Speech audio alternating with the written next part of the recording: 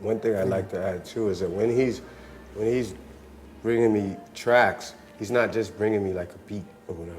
He's bringing me a whole composition with a concept. And oftentimes, he's instructed me or letting me, giving me advice on what I should rhyme about, and that's kind of cool. It's very cool because then I'll take that and I'll run with it, So then you got me, sometimes even writing the hook first, since, we discussed that, and then fill that in later with the verses. It's kind of weird because in hip hop, one producer doing an album is kind of like, it hasn't been done for a long time. It kind of got played out or whatever.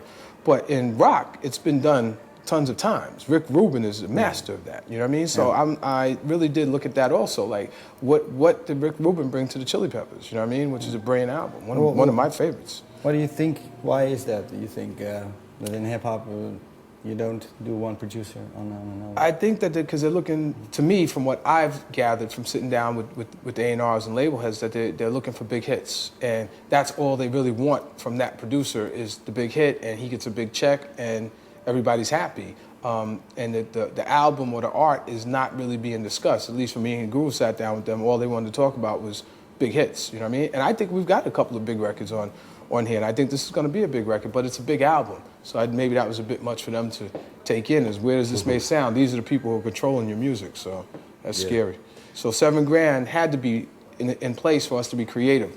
I wasn't about to subject myself to that kind of, nonsense. And Guru already got tired of it, so there's no point in even, we said, okay, we're gonna have to do this on our own. But even that concept, me going to them or Guru saying, well, we're gonna do this album, in a similar way to the way other great rock albums was done. They don't want to hear that. No. They don't want to hear it. They don't want, we would have never been able to do this. And the time that I took to make the album, they wouldn't have allowed that. We took a long time to make this album. There was a lot of work that went into this, and they would have put us on a timeline that would have prevented that, and who knows what other problems we would have encountered. That was the idea. You wanted to approach this like like a good album from someone like Rick Rubin. As a producer, I wanted to be cutting edge, and he's one of the producers that come in my mind is one of the best at doing that. And of course, elements of other hip hop producers are going to be in play. Because I'm influenced by a New York hip hop sound. So I pride myself as being a producer to open myself up to other works and other influences rather than be limited to just, what we hear today on modern radio. In order to do a project like a Jazz Bataz, you have to have a vast knowledge and appreciation for all types of music.